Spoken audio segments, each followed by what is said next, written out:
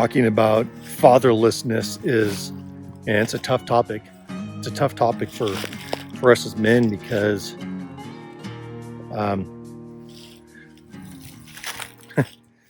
to say that you need something is very, very difficult for us because we want to be the provider, or we want to be the one that's the giving one. We don't want to have to be the one that's the recipient. We don't want to have to be the one that thinks that, because it feels as if you're missing something, and you really are.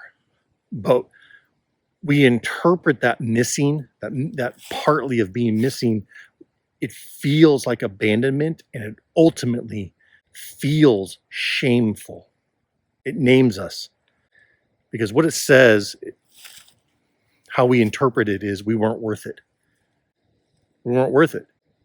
So what will happen is, remember, we go back to the biggest lie of it doesn't matter. We tell ourselves it didn't matter. It doesn't matter. Oh, whatever. It doesn't matter. And the key is honest self-honesty. And we orient ourselves in a way that says, yeah, it did matter. It does matter. And it's still living out of me. And this is where rage will come out, anger will come out, all kinds of dysfunction will come out because of this actual fact, which is we have been running away from this very, very significant reality, which is, yeah, I didn't have this. Yeah, I told myself it didn't matter. It matters. And in fact, this is something that is incredible. It's fought against.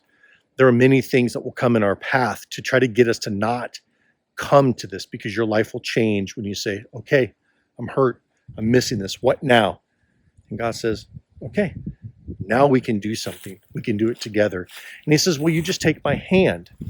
It's not religion. He just says, will you take my hand?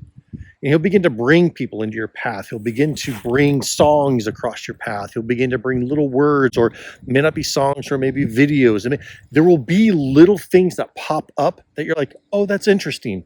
And immediately you'll feel something that makes you feel a little weird, a little uncomfortable. That's the point. Those are the things to pay attention to. And he's fathering you.